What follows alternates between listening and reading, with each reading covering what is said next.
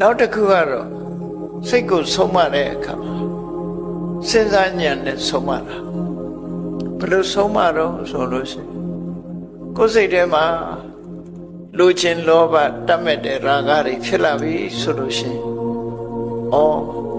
လူချင်းလောဘတတ်မဲ့တဲ့ရာဂတွေဟာအပင်ငရဲကိုကြားစေနိုင်လောက်အောင်အကုသိုလ်မှုတွေတိုးပြီးတော့ဖြစ်လာစေတတ်တယ်မကြီးထွားခင်ကငါဟာသူ့ကိုထိမ့်သိမ်းရမယ်ကြီးထွားလာလို့ရှိရင်ယောဂလိုပဲ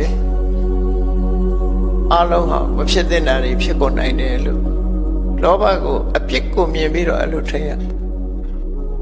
ဒေါသဖြစ်ပြီးဆိုလို့ရှိရင်လည်းဒီဒေါသရင်ထဲဖြစ်လာပြီးရှင်ထဲကနေပြီးတော့နှုတ်ဖျားရောက်လာလိမ့်မယ်နှုတ်ဖျားရောက်လာလို့ရှိရင်ဆဲတာရဲတာဖြစ်လာပြီအဲ့ဒီကနေပြီးတော့လက်ပါလာတယ်လက်ပါလာရနေပြီးတော့ရိုက်တယ်နှက်တယ်တတ်တယ်ဖြတ်တယ်ထီအောင်ဖြစ်လာဒေါသဟာအဲ့ဒါလို့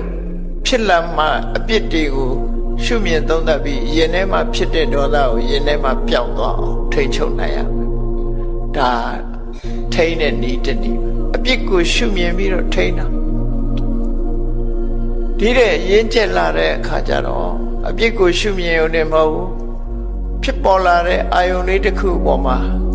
တဘာဝကိုတဘာဝအတိုင်းချီတက်လာပြီဆိုလို့ရှိရင်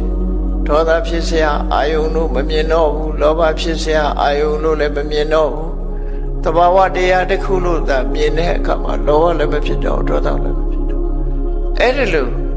ပညာဉာဏ်နဲ့ထိမ့်သိမ်းဆောက်ရှောက်အောင်ပဲလို့ဆိုလို့တယ်နော်အဲ့ဒါကိုပြောတာစိတ်တတ္တဓမ္မထောတာတု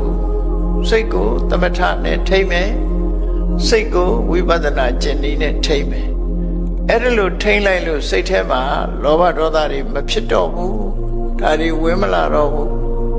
တဘာဝအာယုံလေးပေါ်မှာပဲစိတ်ကတည်ငြိမ်သွားပြီဆိုလို့ရှိရင်ဒါယဉ်ကျေးသွားပြီလို့သူတို့ပြောတယ်